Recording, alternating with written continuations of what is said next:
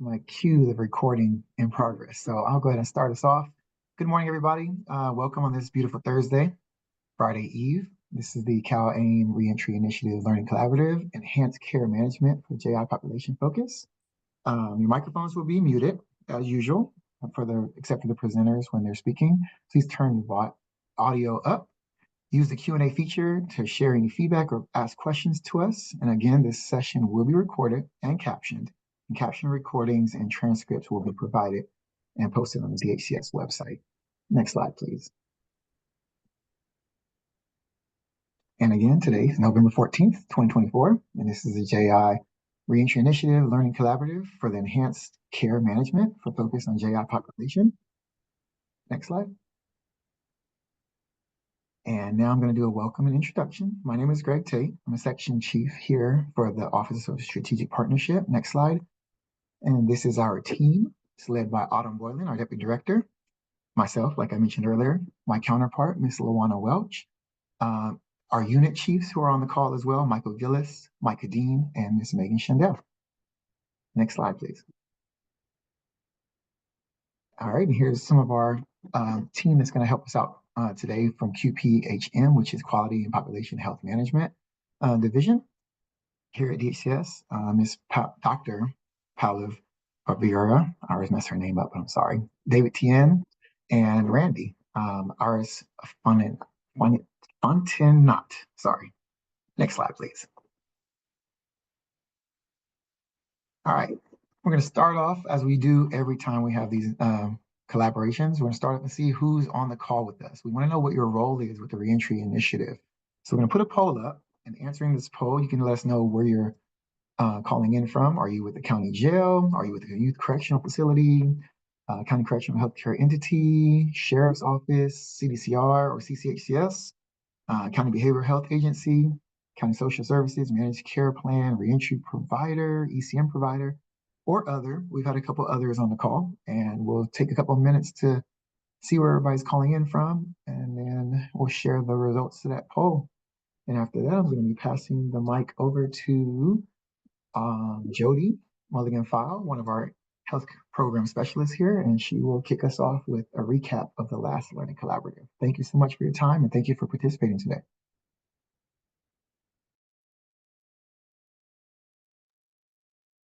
Hey, thanks, Greg.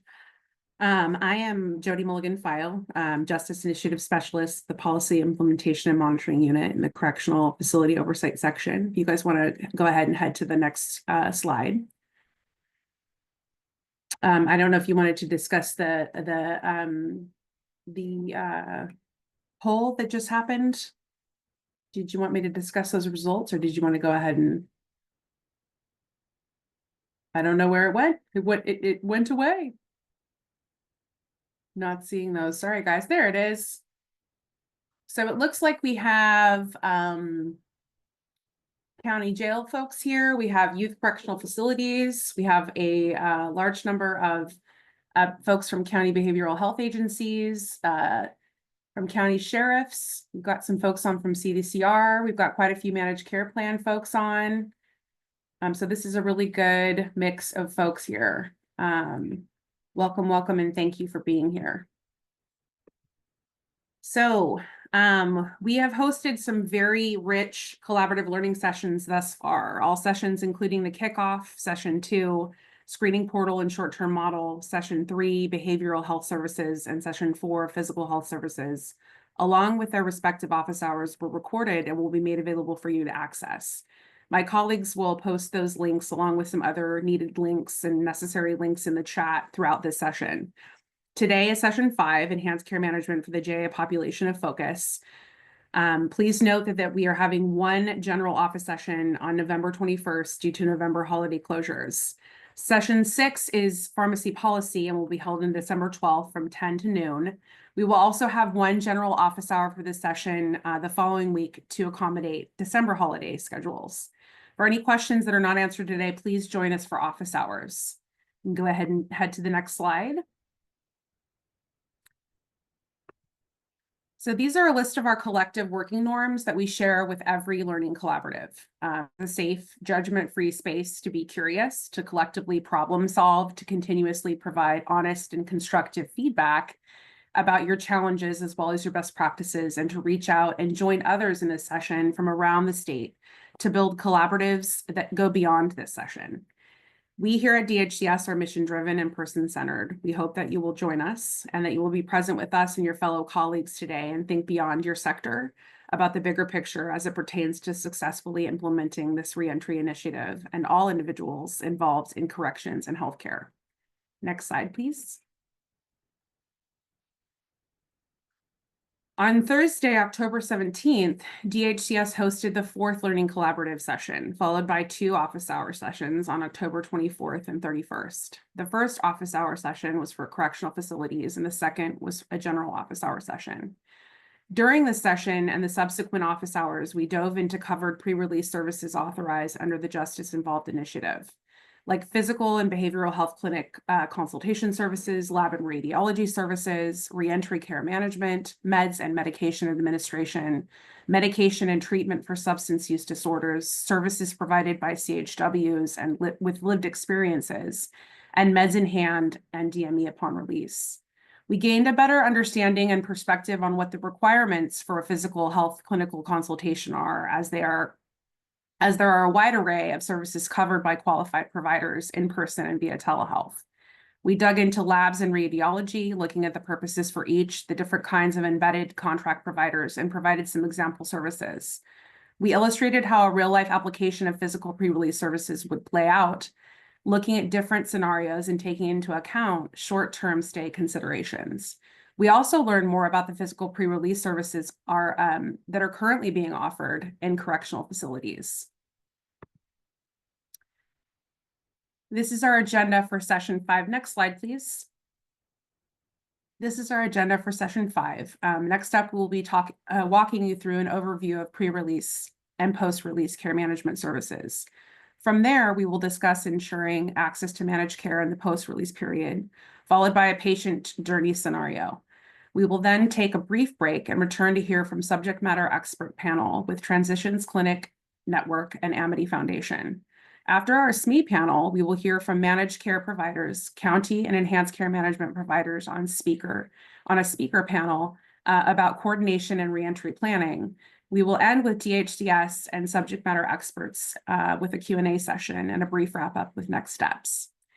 I will now hand this over to Autumn Boylan, the Deputy Director of the Office of Strategic Partnerships. Take it away, Autumn. Thank you so much, Jody, and glad to be here with you all this afternoon. This is a really important session where we're going to dig into pre-release and case management services, as Jody just said. We know that this is really the crux of what this waiver program is all about, and it's one of the more complicated and challenging provisions of the 1115 waiver for our correctional facility, state prison, and youth correctional facility partners to implement. It does require broad system coordination with Medi-Cal managed care plans, with reentry providers that are a part of the managed care plans ECM network. So it's really a multifaceted requirement that involves multiple partners. And so today what we want to do is kind of really dig into the care management component of the justice involved reentry waiver, talk through some of the expectations, hear from some of our reentry providers about how they coordinate care in communities, and hear from some of your colleagues about how they're thinking about these warm handoff pieces. This, I cannot emphasize much how important it is for our county correctional facility partners, our state prison correctional facility partners, and our Medi-Cal managed care plans to be working together to make sure that the case management reentry components of the waiver are implemented successfully. It really is going to take strong partnerships at the local level to make sure that those warm handoffs are effective and that people can receive the support both pre-release and post-release upon reentry. which is really what this reentry care management component of the waiver is all about. It's about building that bridge for individuals who are incarcerated in our state prisons, county jails, and youth correctional facilities, and that bridge to community-based care provided by the Medi-Cal managed care plans. It is the reason that we're doing all of this work is to help set people up for a successful reentry and to make sure that that there's that coordinated reentry care team that is working with the member to develop a transition plan and actually make sure that the member's needs are met in the community.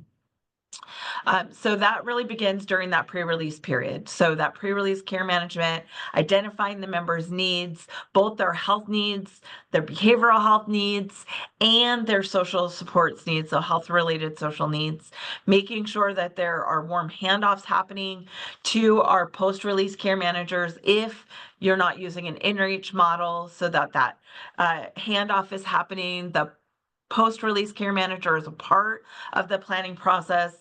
They have the opportunity to build relationships with the Medi-Cal member while they're still in custody.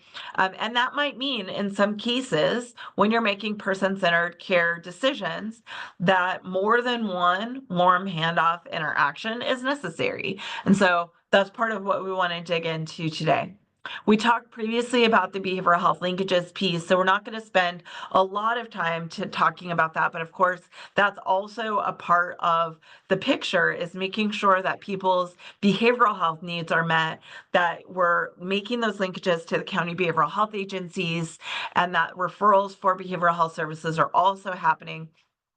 And really that there is somebody who is taking responsibility as the lead case manager to make sure that all of those things are happening. So that lead case manager is really acting like kind of the quarterback, where they're running the team, running the offense, and making sure that all of the plays are happening.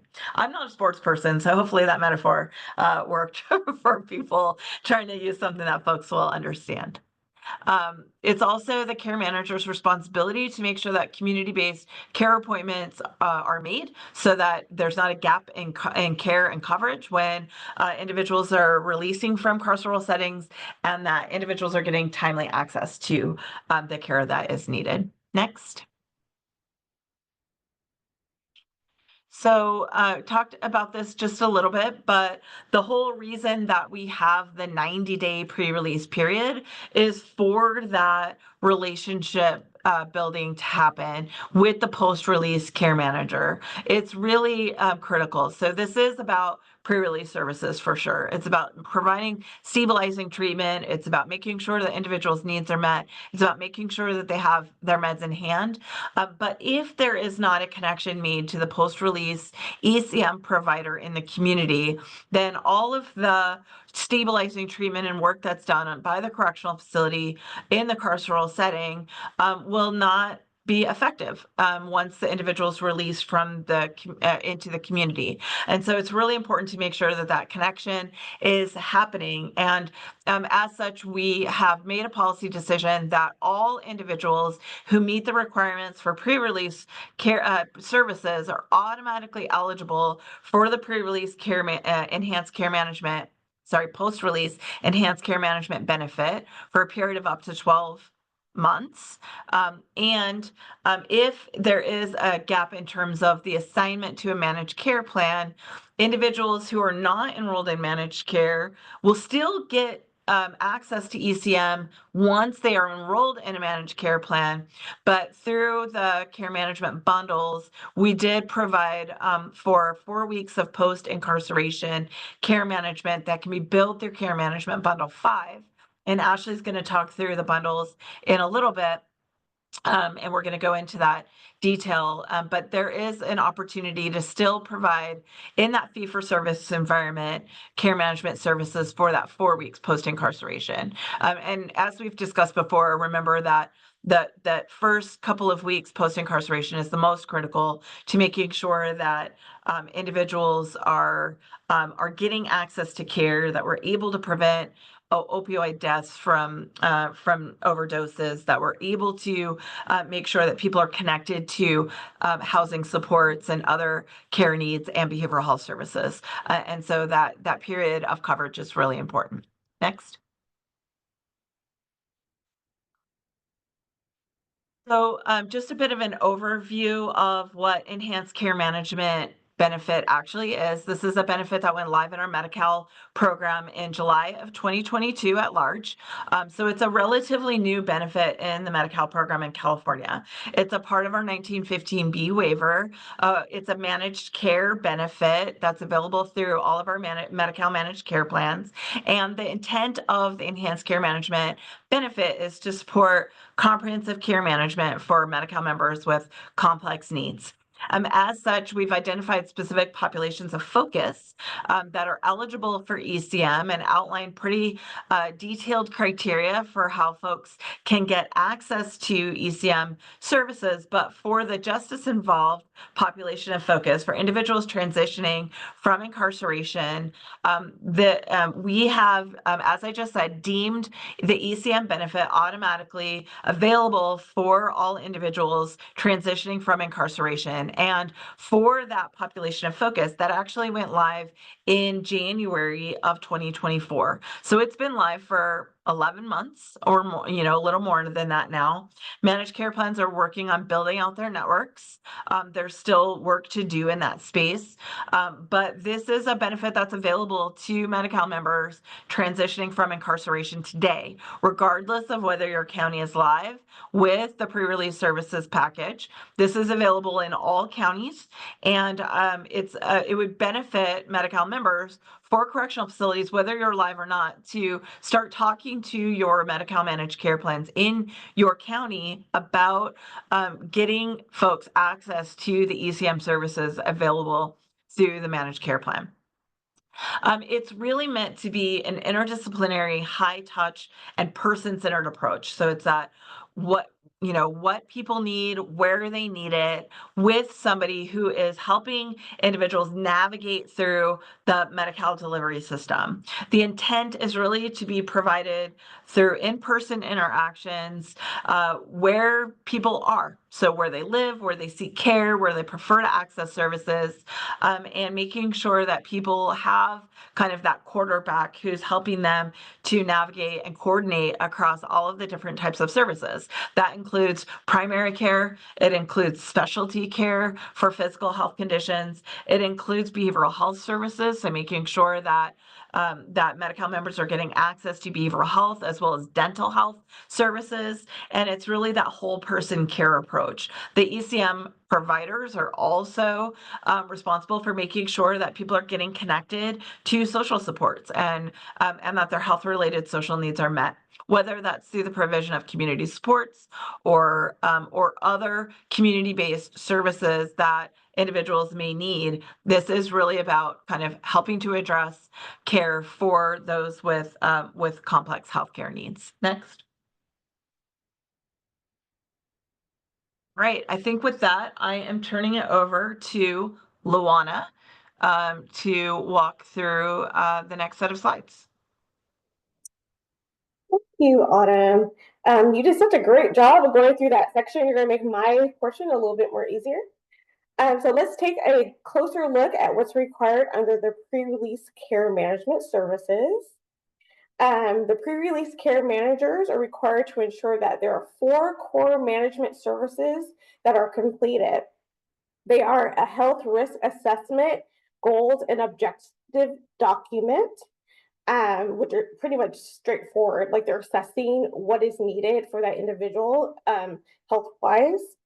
A care management link, like links to the community, a reentry care plan, and a warm handoff. And we'll go into detail of all 4 of those in the next slide. So next slide.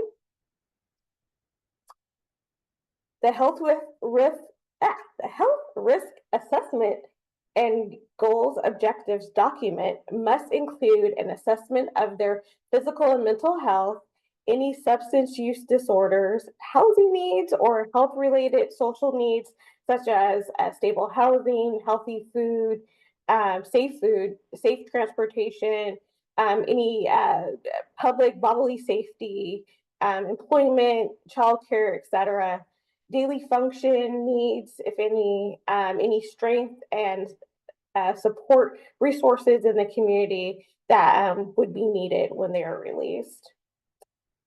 Also, as a reminder, it is the responsibility of the pre-release care managers to develop the risk assessment and goals and objectives document, meet with the individual, review prior records, and as needed, obtain the form of consent. Next slide. Care managers are required to make links and pre and post-release service needs. These requirements include, but are not limited to, pre-release service delivery, coordination based on identified needs, manage appointments and admit them into care if needed, manage the prescriptions for durable medical equipment for discharge, ensure there's a complete information exchange and consents are granted, submit any prior authorizations, treatment authorizations or requests, initiate any care links to any necessary providers, and support the warm handoff through completion. Next slide. Next, we have the reentry care plans. The care managers are required to complete a person-centered reentry care plan. The plan is a release plan related to what was identified as needs on the assessment. So the physical, mental health needs, substance use disorders, housing, health-related social needs, functional needs, and strengths and support resources would be identified, and that plan for those resources in the community would be identified. The reentry plan must be made in consultation and collaboration with the individual and should leverage the assessment.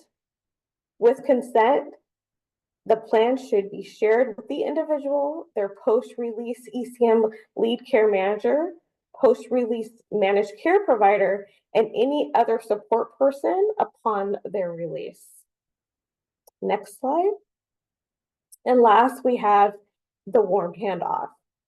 The department requires that if the pre-release care manager and post-release ECM care manager are different, then the pre-release care manager, post-release ECM lead manager, and the individual all conduct a warm handoff together. It can be a person or via teleconference for convenience. If the release date is unknown, it must happen at least 14 days prior to release. If the individual is released prior to conducting the warm handoff must take place within 1 week of release, and the reentry care plan has to be shared within 2 business days. Now, Ashley will go over the pre-release care management bundles. Ashley? Thank you, Luana. Good morning, everyone. My name is Ashley Deli. I'm a health program specialist within the Office of Strategic Partnerships. Next up, we are going to briefly discuss billing for pre-release care management and share with you where you can find the details for each bundle. Next slide, please. All pre-release care management services are billed via fee-for-service Medi-Cal. These services are provided and/or overseen by a pre-release or post-release care manager. DHCS developed the 5 care management bundles listed on this slide to simplify the billing and claiming for these services. An overview of each bundle, including the description, requirements, minimum documentation, and billing frequencies, can be found in appendix slides 70 to 74 of these presentation materials. In addition, you can review the presentation materials recording and transcript from the Care Management Bundles webinar that DHCS hosted earlier this year on June 6th. We will drop the link in the chat to where this webinar is located so you can reference that as needed. And with that, I'm going to hand off for the next few slides to my colleague, Brian Hansen. Thank you. All right, next slide, please. Good morning, everyone. Brian Hansen with the DHCS Director's Office. I'm going to talk a little bit about the pre-release care management providers and models. Next slide. So pre-release care management services may be provided by an in-reach community-based provider, in other words, a JI/ECM provider, or an embedded correctional facility staff contractor provider. All pre-release providers must bill for pre-release care management under an enrolled Medi-Cal fee-for-service provider. And we'll be getting into a fair amount of detail about this. So if you have questions, I think the next few slides will answer a lot of them. In-reach care manager is just an overview. It's a community-based, justice-involved ECM care management provider who will deliver pre-release care management services to individuals in correctional facilities, either in person or via telehealth. They're allowed to do either. This community-based provider should become the individual's ECM lead care manager after an individual's release for continuity of care and after that member enrolls into the managed care plan. Embedded care managers are care managers directly employed or contracted with correctional facilities who will deliver pre-release care management services to individuals in the correctional facilities only in person. This model requires a warm handoff between the pre-release care manager, who would be a correctional facility employed person or contracted, and the post-release ECM lead care manager. And that warm handoff, as we talked about, can be in person or telehealth. And that is prior to the individual's release, ideally, if there is time. In-reach care managers must be enrolled in Medi-Cal fee-for-service and bill for services under their own MPI. Embedded care managers do not need to enroll in Medi-Cal fee-for-service. They will bill for services under the correctional facility exempt from licensure clinic MPI. Next slide. To allow some flexibility with the implementation and maximize continuity of care for the correctional facilities and access to services in the pre and post-release period, the correctional facilities may choose their preferred pre-release care management model, either an embedded management model, an in-reach management model, or a mixed care management model. And we'll talk about what the mixed care management model is. Correctional facilities will indicate the care management model they plan to adopt in their readiness assessment submission to DHCS. Next slide. In-reach care management. So pre-release care management services under the in-reach model are delivered by an in-reach care manager who would be a community-based, justice-involved ECM provider only, and visits may be in-person or telehealth. Post-release ECM is delivered by the same community-based JI ECM provider that served the individual during the pre-release period. Next slide. The embedded care management model has pre-release services delivered by an embedded care manager, a care manager directly employed or contracted by the correctional facility. Those visits must be in person. And then post-release is delivered by a community-based, justice-involved ECM provider. And that's where we get into the warm handoff. Correctional facilities must implement a warm handoff between the pre-release care manager and the post-release ECM provider and the individual prior to release in person or via telehealth. Next slide. The mixed care management model. DHCS received numerous stakeholder requests to allow individuals to be served by both an in-reach and an embedded pre-release care manager during the pre-release period. I think the main purpose for this was that correctional facilities thought that their embedded care managers were going to be really good at coordinating care inside the facility, but maybe not as comfortable setting up post-release services and having familiarity with the services and making those connections in the community for post-release. So they thought the thinking is that if you combine those together, have an embedded provider providing coordination in the facility for things that are happening in there at the same time that a community-based ECM provider is setting up post-release services, it could work out well in some cases. So we designed the mixed care management model. The correctional facility retains the ultimate responsibility for ensuring that eligible individuals receive all pre-release care management services. the correctional facility may delegate certain pre-release care management services to an in-reach pre-release care manager who will continue to serve the individual in the post-release period. And then correctional facilities that seek to adopt the mixed care management model will indicate this in their readiness assessment application, and they'll be asked to complete a checklist indicating which pre-release care management tasks will be delegated to the in-reach care manager and which will be retained by the embedded care management provider. They'll also describe their process for communicating pre-release care management responsibility delegation with implementing partners, in other words, the managed care plans and the in-reach ECM providers. Next slide. Okay, pre-release care manager and post-release ECM provider assignment. Next slide. DHCS expects correctional facilities and managed care plans to collaborate to ensure pre-release care management and post-release ECM provider assignment. The correctional facilities responsibilities include ensuring that individuals who receive pre-release services are assigned a pre-release care manager and a post-release ECM provider. They will also meet this responsibility by either making the provider assignment, or if the individual's MCP is known, collaborating with the MCP to get that provider assignment from the MCP. The managed care plan's responsibilities are to support the provider assignment for individuals assigned to their plan, and managed care plans must staff a justice-involved liaison position, an individual or a team to serve as the primary point of contact for provider assignment, as well as questions on managed care plan policies. So this is the go-to place for the correctional facilities to communicate on care management assignment and other questions with the plan. Next slide. The correctional facility will use existing processes to assign the pre-release embedded care manager. So if it's their staff, they'll just use their own process to assign their staff.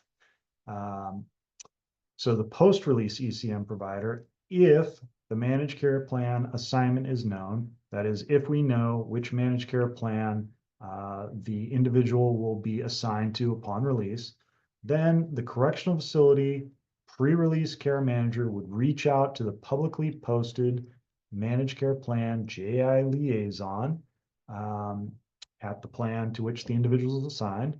The liaison then would assign the post-release ECM provider and communicate that assignment to the correctional facility.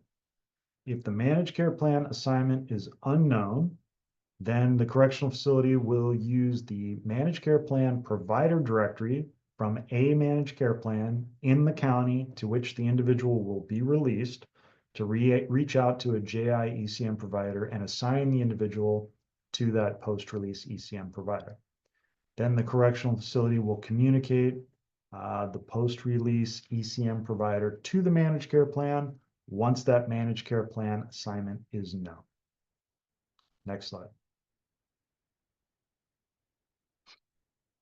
For in-reach providers, if the managed care plan assignment is known, the correctional facility pre-release care manager would reach out to the publicly posted managed care plan JI liaison at the plan to which the individual is assigned. The liaison then assigns the in-reach pre-release care manager and communicates that assignment to the correctional facility. The in-reach pre-release care manager would then continue to serve as the individual's ECM provider post-release. If the plan assignment is unknown, the correctional facility will use the MCP provider directory from a MCP in the county to which the individual will be released to reach out to a JI ECM provider and assign the individual to the that in-reach pre-release care manager, who will become also the post-release ECM provider. The correctional facility must communicate the post-release ECM provider to the managed care plan once that plan assignment is known. Next slide. Now, under a mixed care management model, Pre-release care management services are delivered by an embedded care manager and an in-reach care manager, with the correctional facility delegating tasks to the in-reach care manager. Post-release ECM is delivered by the same community-based JI ECM provider that served the individual during the pre-release period. For the warm handoff, the initial warm handoff, correctional facilities will be required to implement a warm handoff between the pre-release care manager, the post-release ECM provider, and the individual, in person or via telehealth, at the time the in-reach provider is expected to begin working with the individual. And then for the reentry meeting, if the warm handoff meeting occurs more than 30 days prior to release, a reentry focused meeting should be done between the in-reach care manager and the individual, which would take place just prior to release, focused specifically on reentry into the community. Next slide. And then we have something called a short-term model. This essentially tells correctional facilities what they are expected, what services DHCS expects given different timeframes. You might only have a couple of days with the individual before they're released, or you might have 8 or 14 days. And we have guidance in that short-term model of what services we expect to happen under those different timelines. So for care management, contact and assigning the individual's pre-release manager, that initial contact and assignment. The best practice is that if they're in for 2 days, that would happen. The requirement, so here we have listed best practices. These are not strict requirements from DHCS, but they are quote unquote best practices. And then we have requirements listed as well. So the requirement is that this assignment happens within 8 days of the GI aid code activation. Completing the health risk assessment and goals and objectives. We here only have a requirement that this happens within 8 days of the GI aid code activation for embedded care managers and within 10 days of GI aid code activation for in-reach care managers.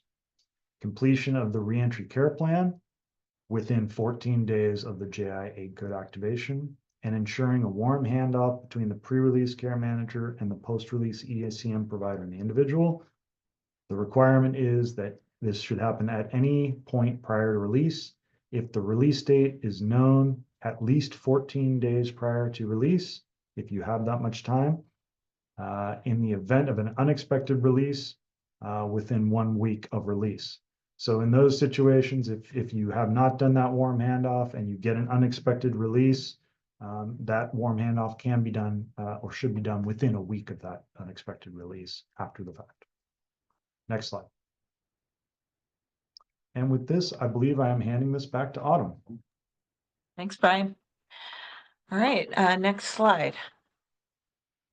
So I want to talk a little bit about some of the expectations of our Medi-Cal managed care plans and how we are planning to ensure that Medi-Cal managed care plans have the information about Medi-Cal members that are assigned to the plan when that process begins. But really, it's the Medi-Cal managed care plan's responsibility to coordinate care for releasing from carceral settings, and that's done through the MCP's ECM network. So a core component of the initiative is to make sure that that folks who are incarcerated are enrolled in the Medi-Cal program, assigned to a Medi-Cal managed care plan, and that is happening as close as possible to the release date to ensure that there's not a gap in coverage and care. As I said previously, if there is a gap or there are members who are still in fee-for-service and that managed care plan enrollment has not yet been effectuated, then those members can still get that post-release care management through the Care Management Bundle 5. But it is our intent to really close those gaps and make sure that the managed care plans are assigned, that members are getting access to ECM services from the managed care plan's ECM network in the pre-release environment, and that warm handoff is happening so that there's continuity of care happening between the pre and post-release care managers that will be providing ECM services to the member in the community setting. So that's really our objective, is making sure that there's a smooth reentry, that there's continuity of care, and that there's access to providers of the members enrolled managed care plan upon release. Next slide.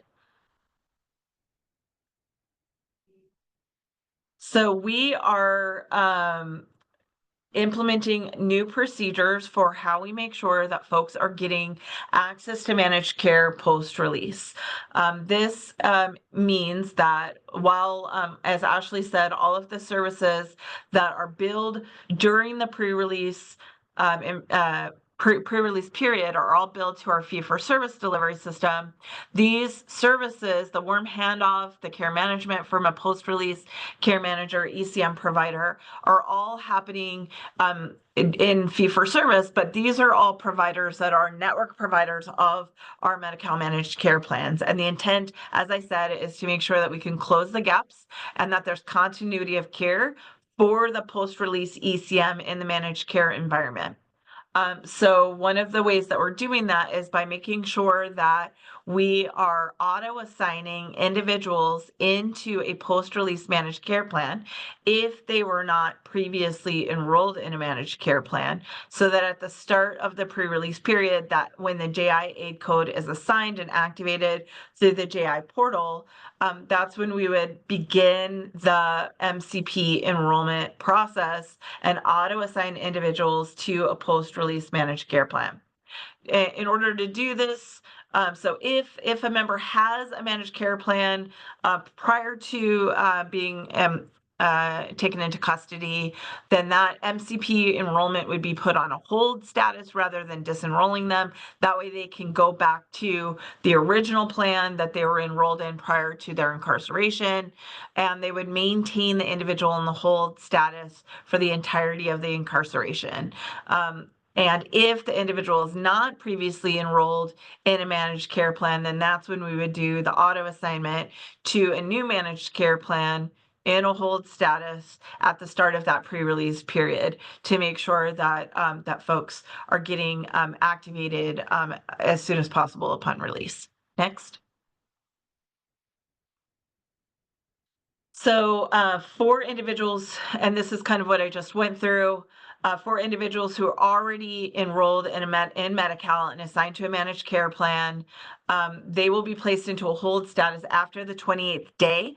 And there's more information about this linked in the All County Welfare Directors Letter 2404 that you see linked there on the screen. And that hold status will be in place for the duration of their incarceration, and that will allow the member to have the same managed care plan after release without having to go through another MCP enrollment process.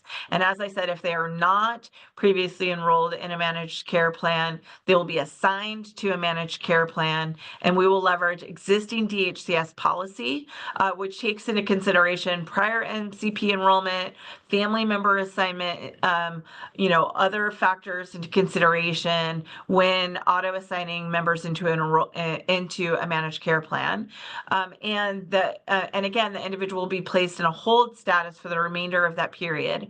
So again, all of the pre-release services are happening in the fee-for-service environment, but we do want to start to assign people to managed care plans in this hold status, which will appear on the MCP's daily and monthly 834 file. So that the managed care plans have information about individuals that are being assigned to the plan. And then individuals that are receiving the pre-release services with an active JI aid code will be marked on the file with a JI indicator, so that the managed care plans have the information and can start to think about the ECM provider assignment and coordinating care and all of the things that managed care plans are responsible for doing in the post-release environment. It's important to note that in the Medi-Cal program, a Medicaid program, actually, members have a right to choice of their managed care plan. In this case, we are auto-assigning to a managed care plan, and then members will have that choice to change managed care plans upon release back into the community. So that still is retained, but during that post-release period and working with the member, making sure that they're assigned to a managed care plan that based on a variety of factors, we can close those gaps and get people access to care as quickly as possible. Next. Just a little bit more information about effectuating the MCP enrollment upon release from incarceration. So the enrollment will be effective retroactive to the first day of the month in which they are released.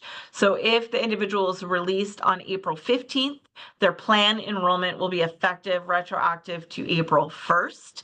And the individual's MCP must send their standard member materials to each new or newly enrolled member's residence or re-enrolled member's residence.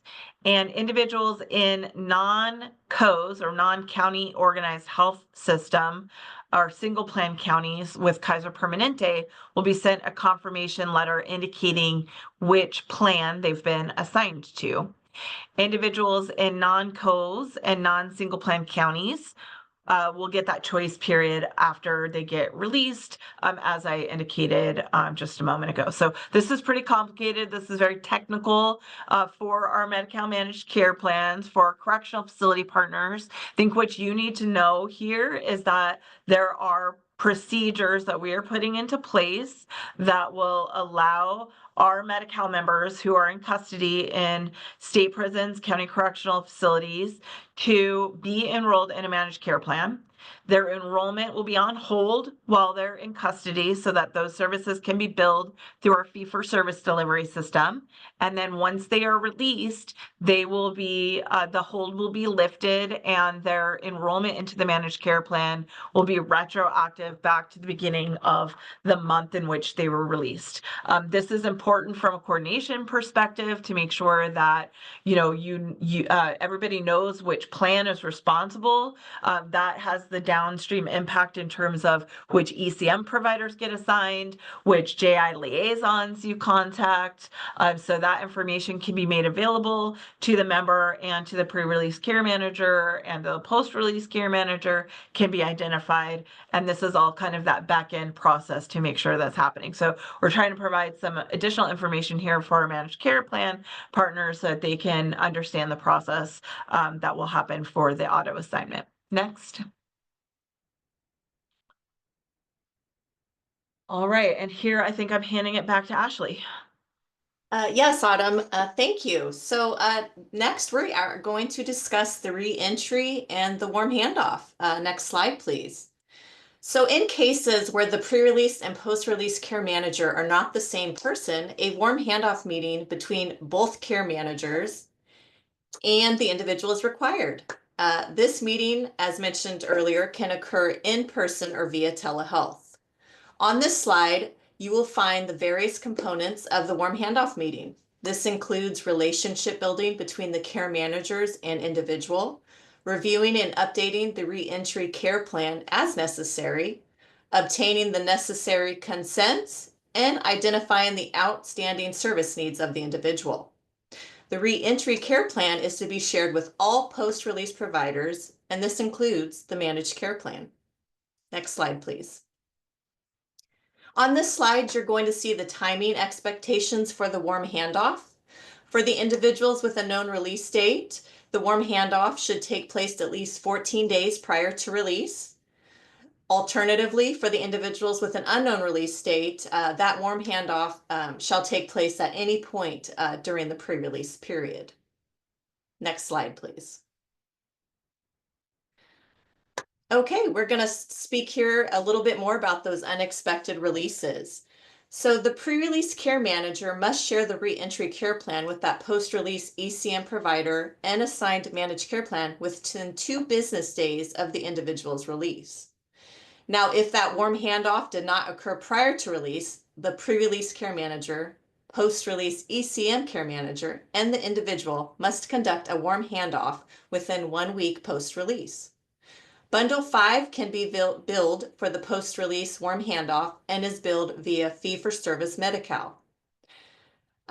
Please review appendix slide 74 for the overview, minimum documentation, and billing frequencies for Bundle 5, as they do vary between the pre- and post-release provider. Next slide, please. Moving along, we're going to discuss the expectations for that post-release ECM. Once the individual is released, the post-release ECM care manager and the assigned managed care plan are responsible for the individual's care. The ECM care manager should conduct a second appointment with the individual within 1 week of release to ensure the implementation of that reentry care plan. The reentry care plan should be incorporated into the individual's ECM care management plan and be updated on an ongoing basis as the needs of the individual change. This yellow box provides additional information about the billing of Bundle 5. As a reminder, the post-release ECM provider should bill Bundle 5 for post-release care management when the individual's managed care plan enrollment is not yet active. As mentioned prior, the overview, minimum documentation, and billing frequencies for Bundle 5 can be found in appendix slide number 74. Next slide, please. So enhanced care management is a Medi-Cal managed care benefit that supports comprehensive care management for members with complex needs. Each MCP member enrolled in ECM will have a dedicated care manager who provides interdisciplinary, person-centered services to the member. And this includes coordinating all care across physical, behavioral, and dental health services. This slide provides an overview of the 7 ECM core services. ECM care managers primarily provide services through in-person interactions with the members they serve, where they live, seek care, or prefer to access services. DHCS continues to work with the managed care plans to improve network adequacy. And with that, I'm going to hand it back to Autumn for the next slides. Thank you. All right. Thanks so much, Ashley. Actually, we're going to go ahead and skip the break at this point. Sorry about that, but we do have some panelists joining us today, and we want to make sure that we are able to hear from our colleagues at Transitions Clinic Network and the Amity Foundation.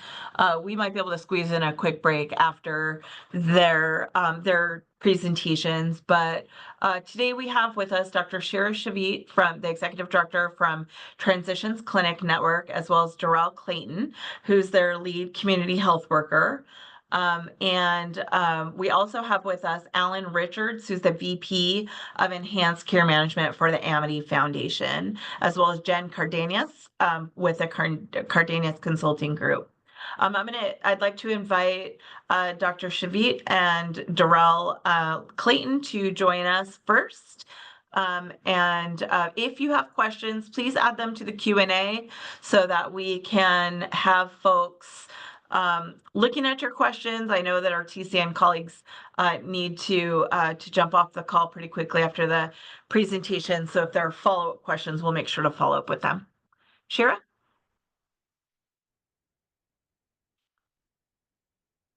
Are we on? Maybe we're having technical difficulties. Okay, there we go. Thank you. I was not able to unmute, but now I can. Thanks so much. Thanks so much for having us. We really appreciate it. If you could go ahead to the next slide, I'm just going to jump right in. We have 10 minutes to talk about best practices and engaging people into care in the continuum from incarceration to the community. Go ahead to the next slide. And so I'm Shira Shavit. I'm the Executive Director of the Transitions Clinic Network. And the Transitions Clinic Network, we're a national nonprofit that does capacity building and training to support health systems and caring for communities impacted by mass incarceration. And we've worked nationally. And in California, we have 21 sites in 13 counties that have embedded community health workers with lived experience of incarceration into medical teams to support people coming home. So in addition to supporting transformation of health systems to care for people coming home, we also support care coordination. We've worked with CDCR to support over 20,000 care coordinations from state prison to clinics in the community in California. And we're working with health plans in CalAIM and ECM to train ECM providers how to care for these populations. So this is why we've been invited to talk today about this work. If you could go ahead to the next slide, please. And so I think one of the key pieces, I mean, we have so little time today, so I was just thinking about what is most important to share with you all about how to engage people in care in ECM post-release through this continuum. And so I wanted to kind of take it a step back and talk in broad strokes. And I think when we started this work back in 2006 in San Francisco, we asked our community, what are the engagement strategies to get individuals to engage in care? Because I think what's so important to recognize is that, you know, when people are incarcerated, they have very little choice, but when they come out into the community, they have total freedom of choice, and engagement is really about choosing to engage in services. And so it's really incumbent upon us to ensure that we transform our services to meet the needs of people coming home and to really support them in the ways that works best for them. These are now no longer people who are inmates, they're actually consumers, and we need to think about how to best support their needs in returning from incarceration. And so to best do that, we need to ask the community, what do you need? And I think that's a really key strategy in designing systems, is that you include people who have been incarcerated themselves in the design, implementation, and evaluation of all the programs. And when we started in San Francisco, even though I had had 5 years of working in CDCR myself and had family members impacted by the system, I still had some misconceptions about what people needed. And in fact, we almost put services across the street from our jail in San Francisco, thinking it was very convenient, and then learned from the community that no one was going to engage in those services across the street from the jail right when they get out, right? So I see some people laughing or nodding their heads. I mean, it's so critical that you really hear from the community. So transforming what you do in the community is a really important part of that engagement. You take a broad picture to health and well-being. You change what you do to meet the needs of people coming home. So like in clinics, that means we don't have a 15-minute late policy. Instead, we're much more flexible. We have open access appointments. We do low barrier medications for opiate use disorder treatment to make sure that our systems meet the needs of people coming out, if we really truly want them to engage and stay in care, which is our long-term goal. It's also really important that people are empowered, so they're building the skills that they need, that they may not have gotten while they were incarcerated, to navigate services, that they're reintegrated into the community and treated like other community members. We heard that people did not want to be, you know, treated like they were, you know, formerly incarcerated, but would be sitting in the clinic instead with their family members, and that they wanted to not feel like they were in a punitive system. So important that we're not inadvertently replicating the kind of structure of a correctional system. So these are kind of the most important pieces, because as you heard, there's this opportunity for a warm handoff, but it may just be one interaction to meet with the person. And so when they get out, you really need to have good strategies of how to find these individuals and ensure that the services you're providing are going to attract them to want to come and utilize those services and continue to engage. Next slide. Thanks. You can go ahead to the next one. So super important. We took these lessons to heart when we developed the transitions clinic model. Our programs all hire community health workers with lived experience of incarceration, which means they themselves have been incarcerated. They understand what it feels like to be locked up behind bars. They understand the stigma and shame that people face when they come home, and they really leverage that to help support people coming home from incarceration. So Jarrell Clayton, who's our lead community health worker, is going to talk about how community health workers and lead care managers in our programs engage with patients post-release. Next slide. Thank you, Dr. Shavit. So again, our community health workers and lead care managers with lived experience of incarceration, that is our secret sauce to engaging individuals when they are coming home and returning to the community. So continuity of care, we do in-reach, meeting people where they are, going inside so that we can have that warm handoff, starting to build a rapport before a person is released. Outreach and engagement. Outreach is very important. Dr. Shavit mentioned being strategic about where we engage individuals. Nothing guarantees compliance. However, if we connect with parole and probation, we go to transitional houses, we make PAC meetings, we are in places where folks who need the care are returning. And because we've returned ourselves, you know, we are subject matters and we can connect them to the care. Also, health system navigation, medication assistance, navigating health insurance, specialty appointments, and such are also something high on our list. We have health literacy, medication reconciliation, social service navigation. A person returning has all these barriers, and a lot of times they'll put their chronic illnesses on the back burner. Well, helping them to navigate housing, employment, job training, education, and social services is something at the top of our list as well. Again, being formerly incarcerated ourselves with the folks that we employ helps them because they've also navigated these systems themselves. So it helps translate over to them now assisting someone else to do the same thing. Emotional support, mentorship, and family reunification is very important. When someone's incarcerated, a lot of these relationships have been broken and torn. And so assisting with emotional support and mentorship is big, as well as individual and system level advocacy. Our lead care managers and community health workers join advocacy work groups, and we advocate for policy change as often as possible, individual and system level. Next slide. And you can see here where having a referral from jail or health staff, our data shows that there's a 33% having someone scheduled for a primary care appointment. And again, nothing guarantees compliance. However, when we hire, TCN hires community health workers and lead care managers and train them, and then that referral plus our community health workers or someone with a history of incarceration increases dramatically that post-release engagement and getting them in to see a primary care provider is 70%. And I'll turn it back over to you, Dr. Shabit. Next slide, please. Thanks, Darrell. I mean, I think that, again, to just underscore that lived experience of incarceration and that transformation of systems really results in what we're hoping to accomplish, which is improved acute care utilization and to reduce emergency room visits, reduce preventable hospitalizations, and also has good criminal legal outcomes in that our patients in our programs also have fewer days reincarcerated. In fact, they're 25 days less likely to be reincarcerated in the first year post-release. Next slide.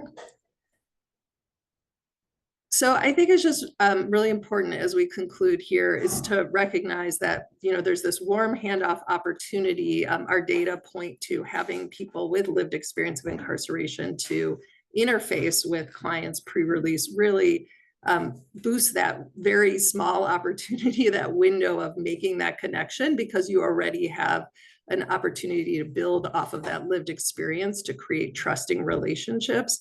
And then when people come out in the community, there's also a whole lot of really creative things that our programs have done to ensure that they can continue that continuity of care, which is, like Darrell was saying, going out into the community, waiting outside of the jail for people to come out, having a hotline that people could call anytime for support, et cetera. So there's a lot of enhancements that go beyond this warm handoff to ensure that people really engage in care. But it really requires system transformation and prioritizing hiring people who have lived experience of incarceration, who have criminal records, is challenging, but yet really important. And for a few reasons, and I think I just want to underscore this as I conclude, is that collectively, we are trying to reverse the harms of incarceration on the patients and populations that we serve. And what we know about incarceration is that people with criminal records are less likely to get jobs because of that criminal record. And CalAIM is an opportunity to create workforce development and job opportunities for people with lived experience of incarceration. So whether you're a managed care plan or you're an ECM provider in the community, or you're a carceral system that allows people with lived experience of incarceration to come in and work with clients, you're really contributing to the opportunities for people impacted by the system to gain important employment in a growing sector, which is the healthcare sector, and leverage that opportunity to both help their community and to further their opportunities in employment. And so hiring someone with lived experience of incarceration improves health equity, improves the health and well-being of the community, and ultimately does save money because it keeps people out of incarceration. So I think we all have an opportunity here to consider ways in which hiring people with lived experience of incarceration is beneficial, beyond the direct care that's serving the patients themselves. And so with that, I'm going to conclude, and I want to say thank you so much for allowing us the opportunity to share our work. And we are available, through many mechanisms, through the plans or through the PATH TA if folks are interested in connecting with us further if there's more questions. So thank you so much, Dr. Shavi and Mr. Clayton. We really appreciate you coming here and sharing your experience. I think it's so important for our ECM provider network and a lot of our reentry providers who are part of this call to hear from you all directly about your experience in doing this work. I think it'll make this program better if we can, emulate some of the things that TCN has done so well. And so just really appreciate the time that you spent coming here with us today. We know that you have to go, but if we have questions, we'll be following up with you so that we can bring your wisdom back to this community of folks who are trying so valiantly to implement this initiative. So thank you so much for your time. Really appreciate your taking the time to be here today, and we'll let you go so you can get to your next appointment. I'd like to transition now to the Amity Foundation. We have Alan Richards, who's the Vice President of Enhanced Care Management for Amity Foundation, here with us today to share their experience with providing enhanced care management and reentry services to individuals who are leaving incarceration. So, Alan? Yes, thank you. Thank you very much, Manat. And hello to all. Good morning. My name, as Manat put, was Alan Richards. I'm the Vice President of ECM Services for Amity Foundation. And next slide, I'll be sharing a little overview of who Amity is, and then also some of the best practices we placed within our ECM service provision. Here's our mission. Amity Foundation is dedicated to the inclusion and habilitation of individuals and families marginalized by addiction, trauma, criminality, homelessness, incarceration, poverty, racism, sexism, violence, and health. Amity is committed to research, development, implementation, and dissemination of information regarding community building, remembrance, resolution, reconciliation, restoration, and renewal. Next slide, please. Just wanted to share a few tidbits on some of our campuses.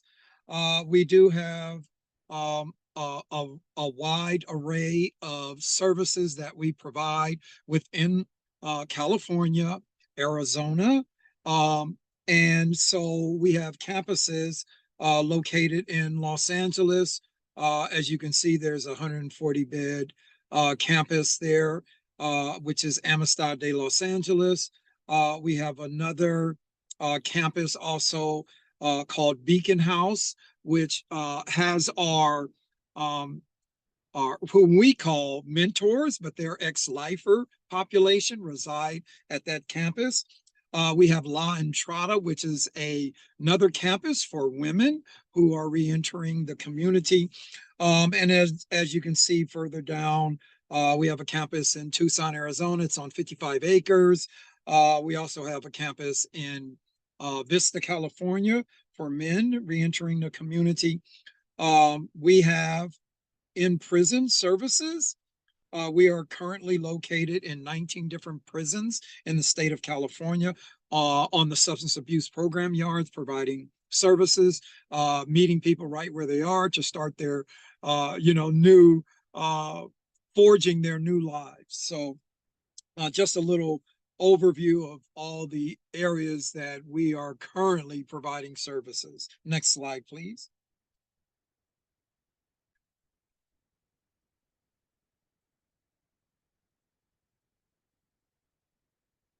All righty. And within those campuses, here are some of the services that we currently provide to our students. And as you'll hear, as I'll kind of align to later on in this presentation, the language and the vocabulary that we use to empower the folks that we work with via campus rather than treatment,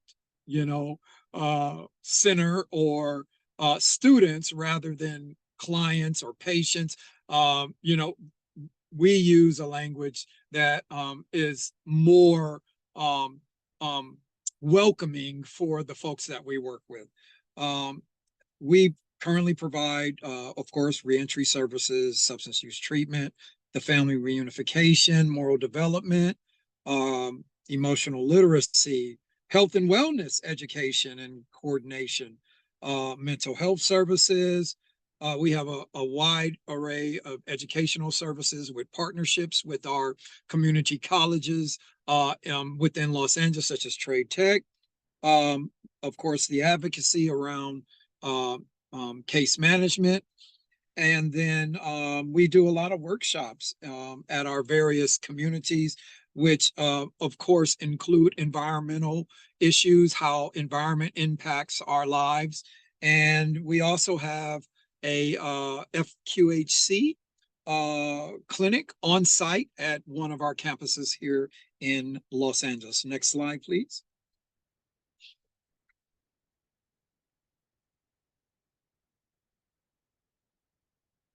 All right. Ashley, I believe it was Ashley, who alluded to those 7 core services that ECM providers would be providing for members. I just wanted to kind of briefly outline 4 of those core services and how we approach those services working with the folks that we work with on a daily basis. Some of this, was also definitely outlined by TCN, Dorrell, and Shira. So I just wanted to kind of piggyback on some of that, the outreach and engagement piece, approaching that from a strength-based approach. Which includes, the humanistic approach, being mindful of triggering situations because everybody has trauma. And so, we definitely work and approach this with our MI techniques, our motivational interviewing approaches and techniques, making sure that we involve not only the members, but, all of the collateral contacts that they have, that especially upon reentering community, being able to reunify folks with a lot of those different contacts and people who really want the best for the members. So, we make sure we involve all of those folks. And as I mentioned earlier, using a terminology and a communicative style that's really effective, that really, embraces, the culture and who each one of these individuals are. And I know that navigating certain healthcare systems, sometimes some of the terminology that's used is very lofty and above, but we as peer-to-peer mentors have the ability to, and thank you, Dorrell, for mentioning the community health worker who have lived experience, because those are the peer-to-peer mentors that we utilize to be able to bridge those areas when individuals are, navigating these different systems and trying to understand, the language that's being used. the second area I wanted to talk about was that comprehensive assessment and care plan. You know, we know that those assessments cover a wide array of areas like mental health, substance use, physical health, employment, housing. You know, we want to make sure that our care plans are also on a focused harm reduction approach. We also want to make sure that all the linkages that we provide for our members are culturally appropriate. You know, there's some folks who have specific places that they have utilized as services before, and we want to make sure we relink those folks with places that they're comfortable with, that are also in environments that are safe for them to go to. You know, mental health always carries a taboo and stigma. We have to make sure that we treat individuals with that humanistic approach to their mental health, to their behavioral health, to their physical health, to really help them to be empowered on how to live a life and a balanced life, no matter what limitations they may have. And of course, always involving, you know, any, especially the folks that we're working with reentering our communities, any supervision that they have. We are really, you know, the go-to people in regards to supervision. You know, 9 times out of 10, you know, we can be, you know, that liaison between their probation or their parole, you know, assisting them with knowing that, you know, the member is getting the appropriate services and doing the appropriate things to make sure that they have a balanced life. And then the referral and coordination. You know, I mentioned the peer-to-peer rather than being instructional or directional. You know, it's about, hey, we've done this, we've navigated these services, and here's some of the ways that we were able to accomplish what we set out to do, rather than, well, you need to go here or you need to go there. You need to, you know, make this appointment or whatever. You know, we never try to be instructional. We try to lead by example. Again, you know, that geographical location has especially in one of the largest counties, right, has makes a big difference when we really take that into consideration regarding services. And then also, you know, socialization factors. We really need to make sure, you know, we are abreast of all of those different factors and individuals growing up, and, you know, what contributes to some of the needs that they have. And then last but not least, transition of care. Here's the one that I really, you know, want to impress upon all of us, because as people are exiting institutions and transitioning from one care to the other, you know, we really need to, as ECM lead case managers, community health workers, to make sure that they understand that no task is too small for us. You know, that, you know, accompaniment is what we do. You know, we know how that eases tension, how that really supports individuals. You know, we need to make sure that we're in the know on, you know, how this initial treatment plan that they are coming into the community with, you know, needs or may need to be altered or added to. We really need to be in the know, because, you know, they normally have 1,000 questions, but sometimes they're afraid to ask. So, you know, we have the ability as the lead ECM providers to be able to really engage them on a level that, you know, helps them to open up and be more forthcoming with it, you know, with the needs that they have and with the questions that they want answers to, and just consistency.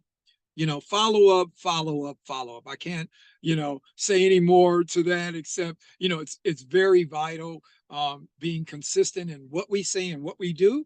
That promotes the buy-in, that facilitates the trust. You know, people pick up the phone and really, you know, try to communicate with you when they believe that you are there to support them in their hopes and their wishes and their outcomes. So with that,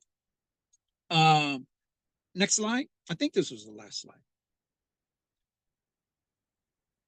Yes. I will move this on over to my partner, Jen Cardenas. Hi, just really briefly, I know we're short on time. We wanted to also share a tabletop exercise that Amity Foundation did in collaboration with CDCR.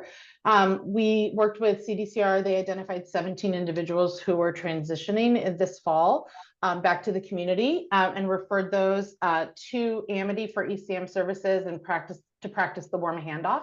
And there were a few key learnings that we wanted to share. First is that it's very critical during that warm handoff meeting, that telehealth meeting, or if you're able to go in person, to have specific resources ready to meet the individual's needs.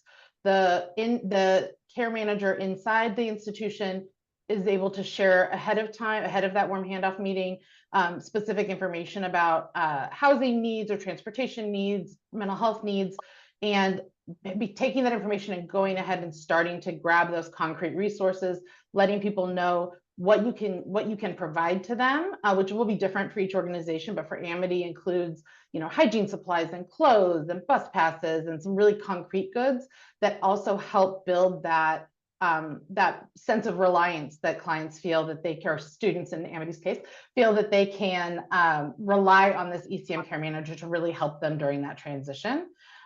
We also learned through that process with CDCR that the earlier that handoff process can start, the better, particularly when there's a housing need, because I'm sure, as most of you know, that can be a really challenging thing to do in a really short period of time. So the longer into the 90 days that transition can happen, the better.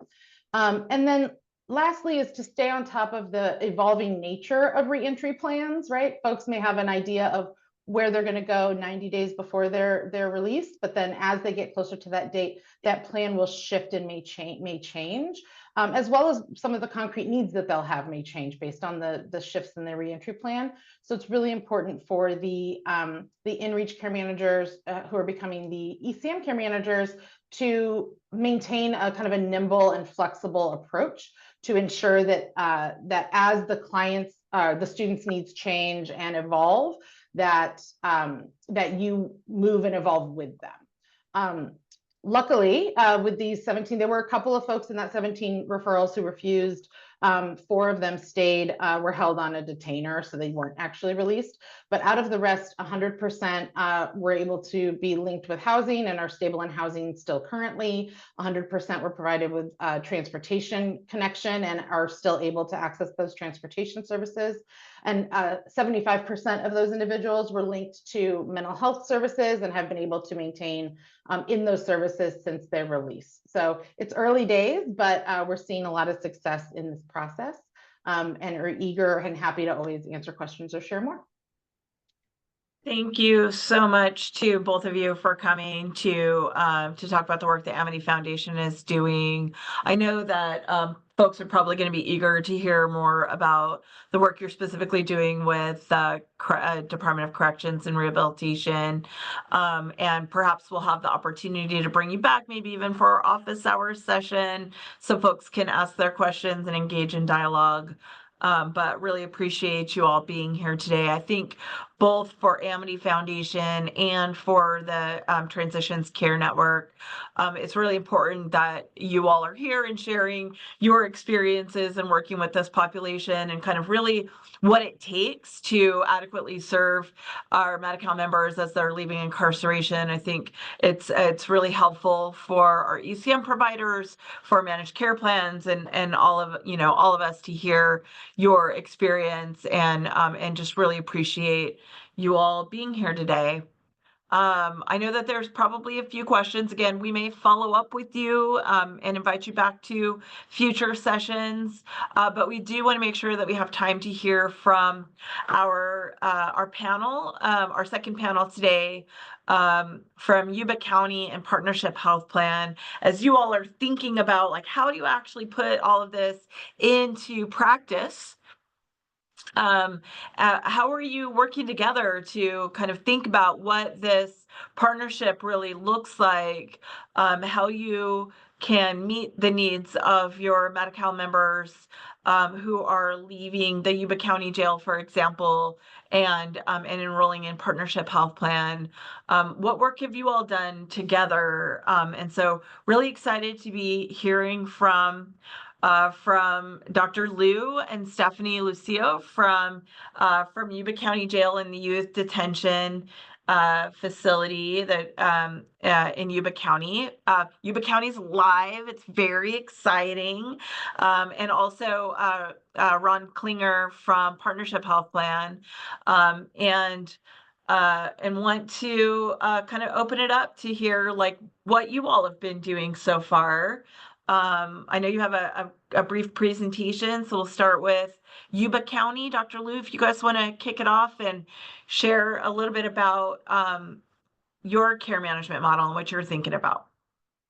Good morning, everyone. My name is Stephanie Lucio. I'm the project manager that's been working with the Yuba County Jail and our Tri-County Youth Detention Center, which serves Yuba, Sutter, and Colusa counties. In Yuba County, our two facilities took a similar approach. So as I'm speaking, operationally, there are some differences, but our planning and implementation styles are the same for both facilities. So please keep that in mind. For both facilities, we are using the mixed model, which means that we have an embedded provider, which is WellPath. They provide all of the clinical, medical, and behavioral health services. We also have an in-reach provider who acts as our pre-release care manager. And so a lot of the responsibilities of these models kind of overlap. So for example, the health risk assessment, which is completed by the in-reach provider, leverages the intake screenings performed by WellPath. And so we're using a multidisciplinary team approach as we look towards reentry planning. And that helps us ensure that there's no duplication of efforts, but also that all of the needs of the incarcerated individuals are met. And we'll go into some of the details about how we selected our in-reach provider and some of their qualifications and how they work with our primary managed care plan in Yuba County, which is Partnership Health Plan. So with that, I'll pass it over to Ron Klinger. Thank you, Stephanie. Can you advance the slide, please? So I'll go quickly through these slides because I really want to try to leave some time for folks to ask some questions of us if they have any. This is just a little slide about partnership in case you don't know us. We currently cover 24 counties in the northern part of the state. We entered Yuba County in the beginning of this calendar year with the expansion into 10 new counties that is kind of indicated on this little map by the green counties. I think in a couple months, this will become old news and I'll have to get one that doesn't call them new anymore. So we are the COES plan in these counties. We're NCQA accredited and our motto is to help our members and the communities we serve be healthy. Okay, next slide, please. So some of the current things, as has already been mentioned, Yuba County is currently live. They are our golden child, if you will, of our counties who's taken the lead on this initiative, and we're really happy to be partnering with them. We currently have another county that is listed as going live on the 31st of January, which is Siskiyou County. They kind of came out of nowhere. We hadn't been talking as much, and then we recently have reconnected and are now heavily involved in coordinating meetings to plan for our interactions with each other for the initiative. We have other counties. I meet with all of our counties from time to time, and the counties listed there are the ones that are a little bit more regularly meeting and really kind of ramping up in the direction of going live sooner than later. And lately, there's just an interesting kind of shift where probation seems to be becoming more engaged with this initiative and showing interest in even maybe contracting with us to do some of the ECM work upon release. Next slide, please. So I'm just going to share a couple of challenges and solutions, and then I'll hand it back to Stephanie to kind of walk through the way that they've approached this with their contracted in-reach provider. Some of the challenges, we still have MOU templates pending, but we need to start sharing data with our live counties today. So we have providers who are HIPAA covered entities and as the plans are also HIPAA covered entities, we can share information freely among them. we are drafting sort of a temporary data sharing agreement in case we need it in the interim before the MOU template go live, that we can start signing those with our counties and other providers. But just note that currently per DHCS, the correctional facilities are not considered HIPAA covered entities. So we need to be really cautious in how we share information. The way we've been working with that in Yuba County is primarily the data sharing agreement is between their provider, Peachtree Health, and the correctional facilities. And then we, because Peachtree Health is a contracted provider for us as an FQHC, as well as for ECM services, we can share that information once they have it and be able to set up provision of services upon release. As Ms. Boyland has said, the intention is for the plan assignment to become more real time for these folks. And I appreciate hearing that in the earlier slides that it will be made retroactive to the date of release. That actually helps us with some of our planning. But currently it's not always real time for every member for a variety of different reasons. So we have had to figure out how we can work with that early 834 data with that J indicator when they're not yet assigned to the plan, so that we can begin coordinating care as best possible. The way we're doing that is building an internal dashboard to ingest the data from the 834, as well as data that we get from the counties and providers, so that we can actually know who's coming our way before the plan assignment takes place, so that we can begin to kind of set up services for them. We also, and interestingly enough, I got the email during the earlier part of this meeting, we now have an indicator for ECM and community supports providers that is live on our provider portal. So what that means is that as of right now, today, individuals will be able to see if there's a current ECM provider for an individual who may be being released from jail, which will allow us to better coordinate that care. As has been mentioned, ECM is an opt-in program. So we want to be able to support folks staying with an existing ECM provider if they want to, if they have that relationship. The classic example that we've seen is individuals who are members of the tribes may be getting ECM through one of our tribal partners or tribal clinics. That may actually be a better ECM fit for that person than what we call a classic JI provider. So we work to get them to the best, most appropriate provider possible. And the next slide, I'll hand it over to Stephanie, and she's going to talk a little bit about their selection of a contractor for InReach. Next slide, thank you. So before I go into this slide, I just want to kind of touch on some of the points that Ron mentioned, specifically data sharing between the correctional facility and the managed care plan. So the responsibility lies with the correctional facility to ensure that the requirements of the JI initiative are met.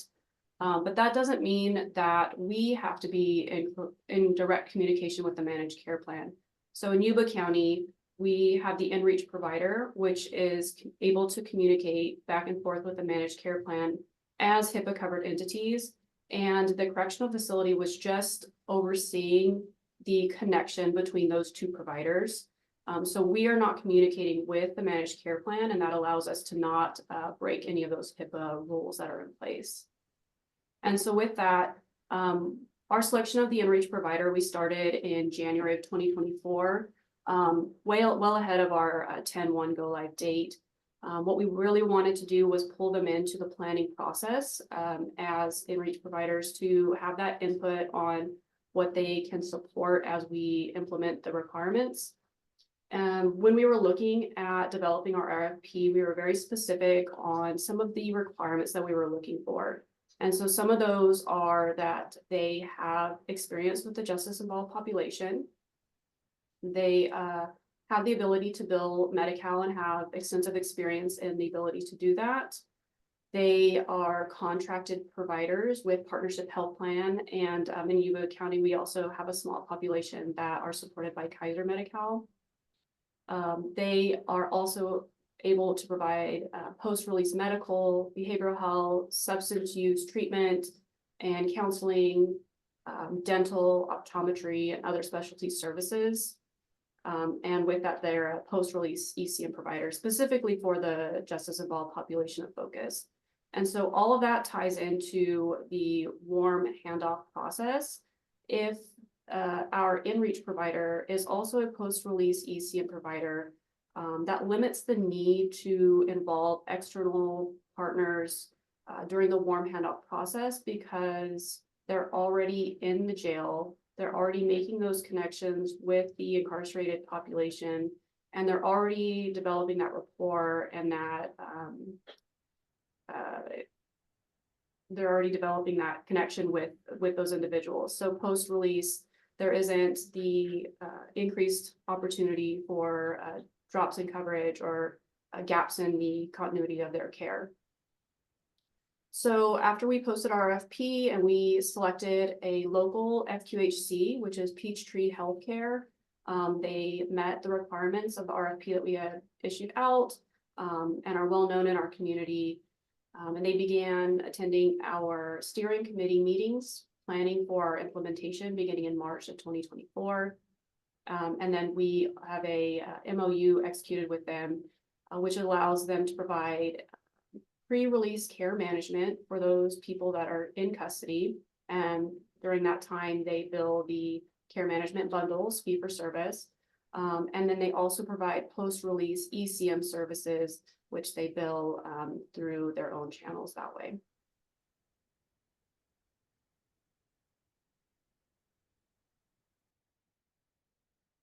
Okay. Thanks, Stephanie. Next slide, please.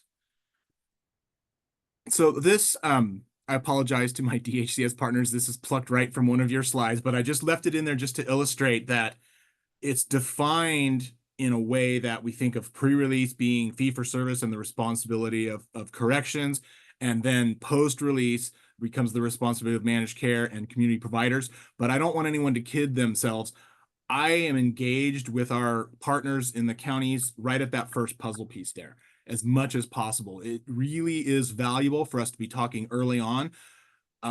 For one main reason, as was mentioned earlier, we have different terminology. Corrections doesn't talk the way managed care or even healthcare traditionally does, and vice versa. So getting in there so we can share our understanding of what we're doing has been very key and useful. Those early meetings that Stephanie mentioned, I was also a part of many of those as well, because we need to be in there having a voice so that we make sure that any systems that are developed will interact with our healthcare systems well. So next slide, please. Yeah, so again, collaborating early is really a key. The liaison role doesn't just start and doesn't just involve assigning people. It's really forming a relationship and being a face for the plan for corrections. There's a lot of early interaction that takes place with this, and I act as a resource for all of our counties for all things related to the Justice Initiative, because we need that. They need to have somebody kind of on speed dial that they can contact. From my end, early on, was identifying those key players in our counties, getting to know, getting out and meeting the correctional staff, meeting the different providers that we're going to be doing in-reach and embedded work there, and building our network. We actually have a fairly strong network. We're always growing it, but we really wanted to make sure that we weren't providing a bottleneck for services for these folks. So based on some of the state data, we looked at anticipated numbers and drove hard to build a capacity to meet those numbers. One of the early challenges that came along in Yuba County was individuals who were being released from Yuba Corrections, but who don't reside in a county that is covered by Partnership Health. So one of the sort of unexpected, or maybe wasn't predetermined roles for me, is to help them coordinate with our sister plans in other counties and help them get to the right people and the liaisons at those plans. So we've had a couple instances come along of that where we've worked really closely with Peachtree Health and the correctional facilities to help get them connected to that. I wanted to call out, there's a gentleman named Scott Coffin who I am in close contact with, who is working on what he calls a contact card. And I understand he's working with DHCS on it as well, so that there's a central location for all counties to know who to contact in every other county in California. When that gets developed, that'll make this process a lot smoother. But today, I see it very much as my role to assist in these situations so that we can make smooth transitions happen for these folks. Next slide, please. Lastly, just to kind of summarize this, must be responsive and collaborative with our counties. I always try to get back to questions and things from Yuba and from Peachtree Health as quickly as I can. There are all sorts of unexpected challenges. I've been back and forth with Peachtree already this morning trying to work out a transportation issue for someone who's going to be released soon. Building systems. Remember that this is new. This is not something that's ever been done before. So we at the plan, as well as our county and provider partners, we have to think outside the box a lot. For example, being able to work with individuals who aren't yet assigned to the plan is a brand new concept for managed care. That's never been how it's done before, but we are now notified on our eligibility files about these folks. So we need to figure out a way internally to be able to start doing some coordination with them early on in anticipation of the full plan assignment. There's a lot of other systems that need to be put in place as well to manage this population because of their unique needs and because of the unique nature of their assignment. Last of all, I just wanted to kind of encourage patience on all sides for this. We come in, we don't necessarily know what we're doing. We don't necessarily know what each other does. So taking that time and coordinating early between managed care and the counties, I think has really been an important part of the success that we're starting to see in Yuba County. Because if they just met me on October 1st, I don't know how this would have gone, right? You have to be available, you have to be reachable, and you have to be willing to roll up your sleeves and collaborate and come up with the solutions to this. That's all I have for slides. We can click along, and I'm going to stick around in case there's any questions or anything that I could answer. Hi, so thank you so much. Super helpful to hear from you all, kind of putting into practice.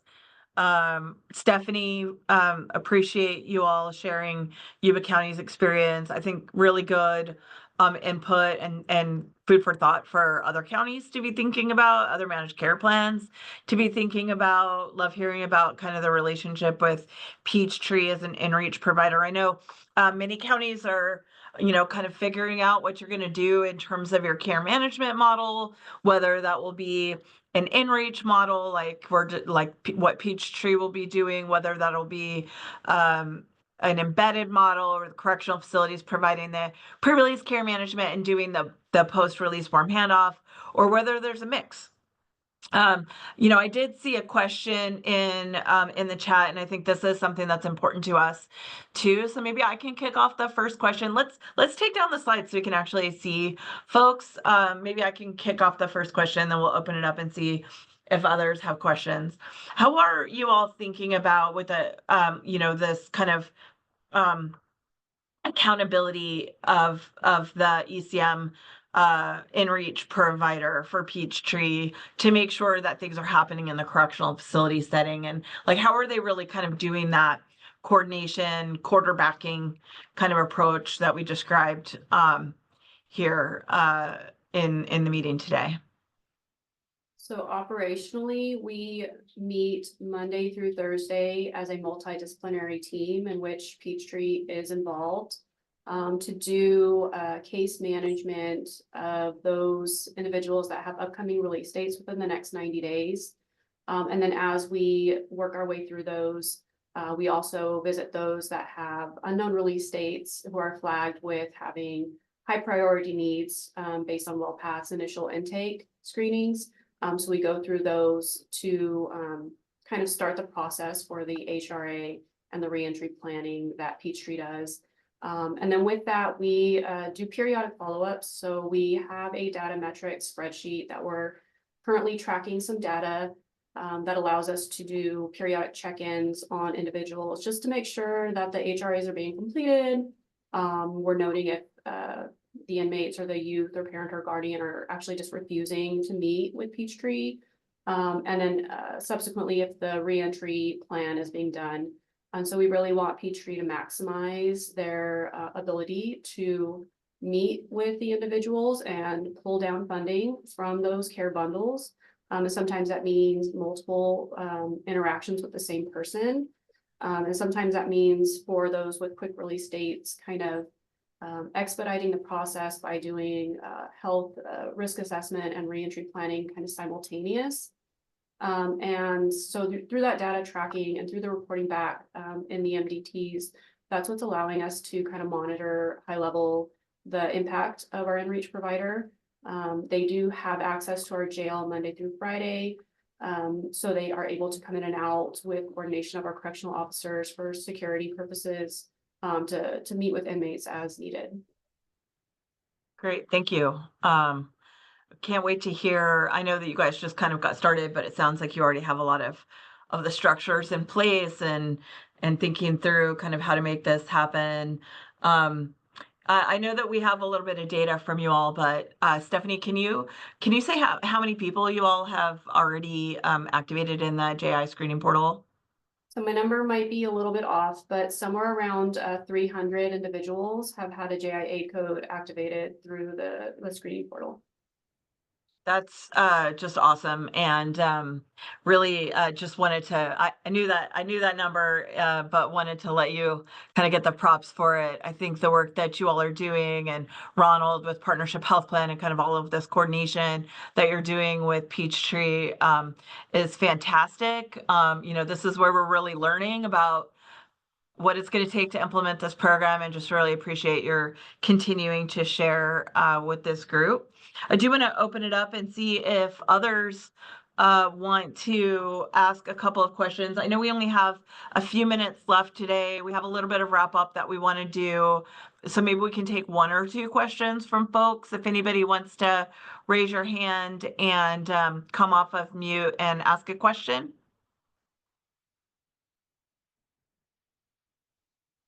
Stephanie or Ron, anybody? Let's see, Michelle Funes. Thank you. Thank you guys for all the information.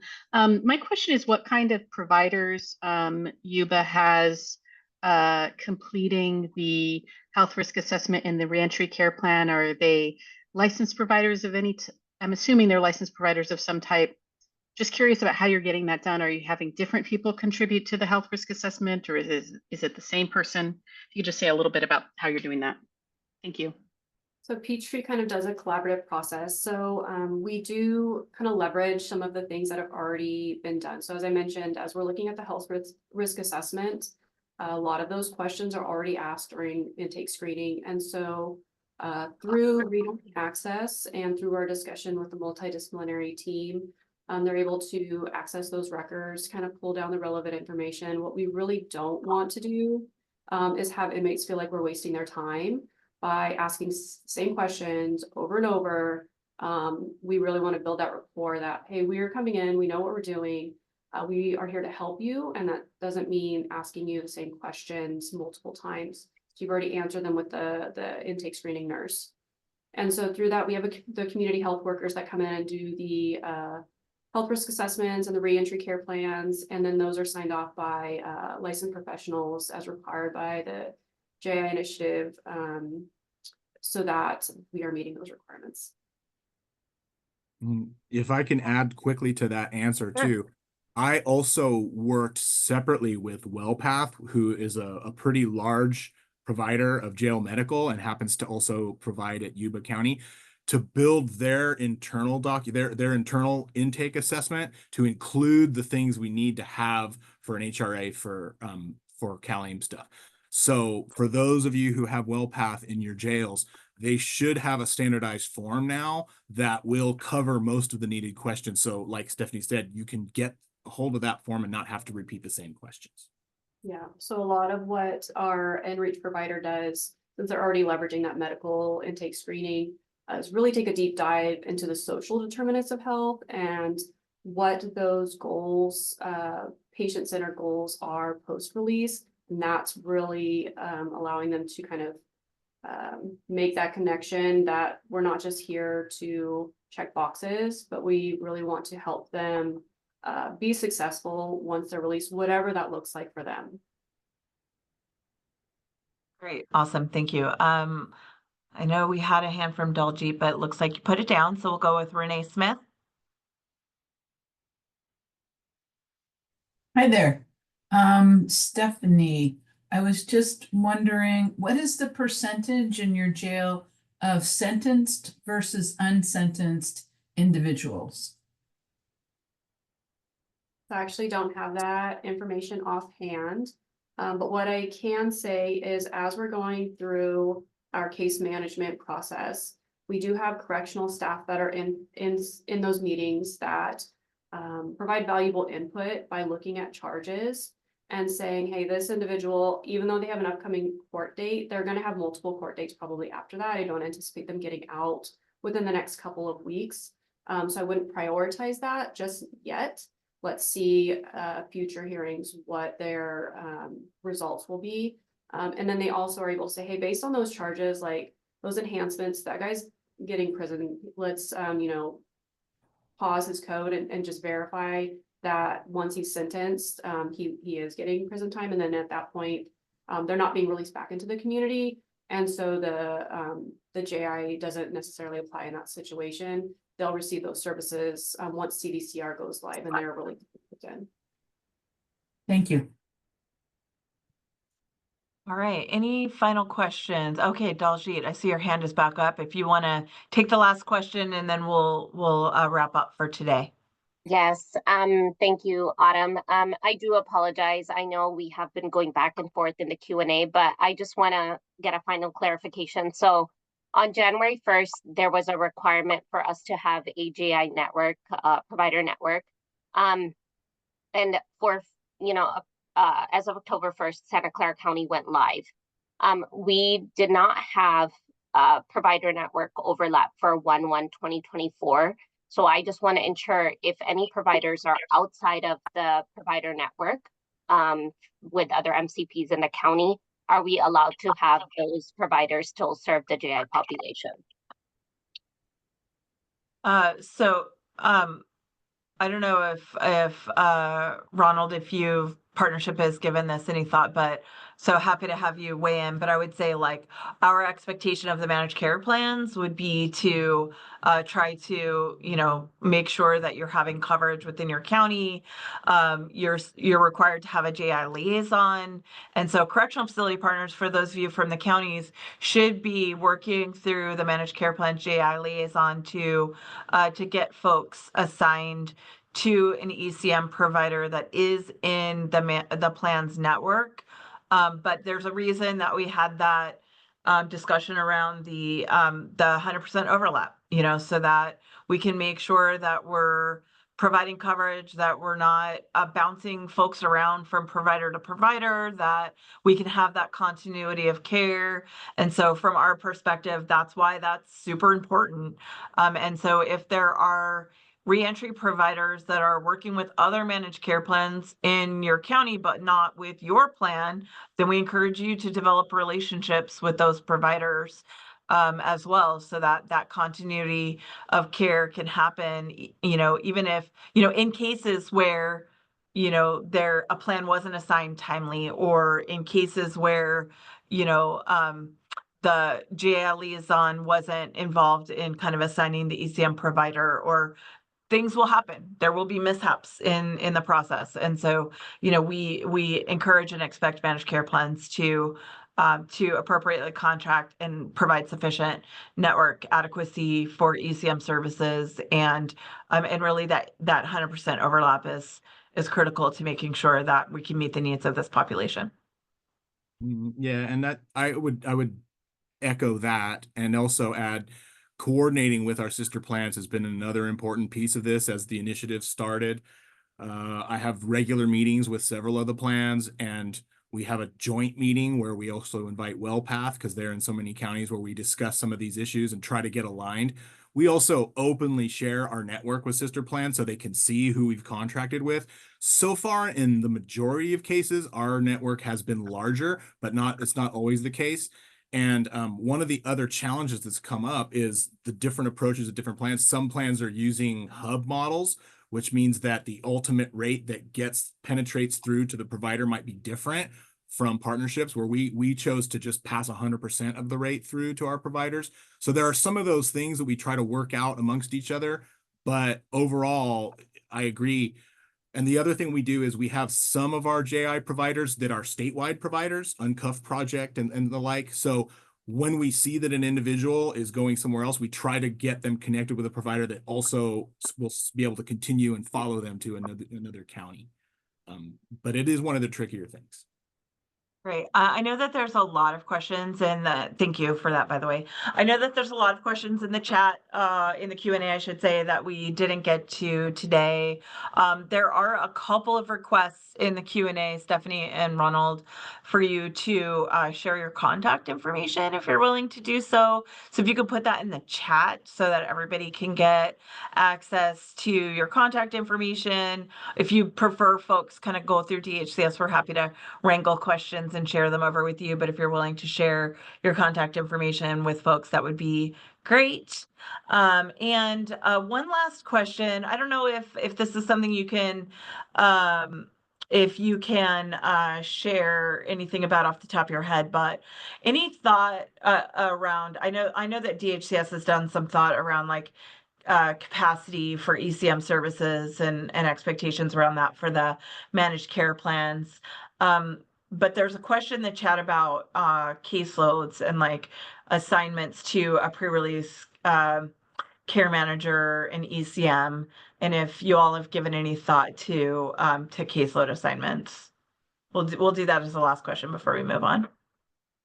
Sure. We have given that thought. We do not dictate caseload expectations. And what we do is we ask our providers to send us a monthly report of their capacity for each population of focus they serve. So that way, each month we have that information available to us. So we are quickly able to assist if someone is trying to refer to an ECM provider and they're having difficulty, we can very quickly see who has capacity and who doesn't. That's been the best practice we've come up with so far for that. We do encourage direct referral because we don't want to be a bottleneck. We don't want the plan to serve as this sort of intermediary in every case, but we always are ready to help when needed. Thank you so much. Really, really grateful for you all being here and sharing information. Like, this is really why we're doing these learning collaborative sessions, what we're trying to get out of these sessions. Hopefully, it's all set up. It's just F. Renee, if you could put yourself on mute, that would be great. Thank you. This is why, this is why we do these meetings, to hear from and learn from each other. So super grateful for all of our panelists and presenters today. Thank you for sharing your experiences. I think that it'll be really helpful as folks in different counties are thinking about how to stand up these types of partnerships with ECM providers across the state. Great job to the DHCS team and the Manat team for helping out with presentation and prep for today's session. Thank you to all of our presenters. We do have, we'll just close out for today. Just really appreciate all of you for continuing to participate in these learning sessions. We know that we come at you fast and furiously with tons of information, but so valuable, these sessions. At least we're finding them to be incredibly valuable. Hopefully you are too. We will have office hours on the 21st, so next week. Due to the Thanksgiving holiday, we're only doing one office hours session. It'll be combined for everybody. We may talk to some of our panelists and presenters and see if they can come back and join us for office hours so that you can ask follow-up questions. We know that there were a bunch of questions that we didn't get to today, so we'll make sure that we're answering some of those questions during office hours as well. And then our last planned session, is going to be on December 12th. This is where we'll kind of do our deep dive into the pharmacy policy. Maybe let's go to the next slide. There you go. December 12th, we'll do our deep dive into pharmacy policy. And then we'll do a single office hour session again in December due to the holidays. And then we are going to take a break, but we will come back in the new year in 2025 and would love to hear from you. And I think during session 6, we'll do a brief survey about, what you think of these sessions, if they're helpful, what else you want us to do or something you want us to do differently.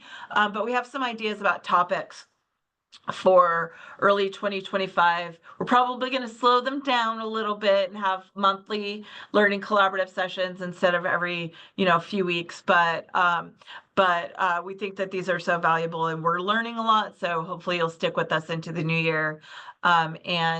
Just appreciate everybody's time today. On the next slide, you see our contact information. As usual, if you have questions, please reach out to us at Calling Justice Advisory Group.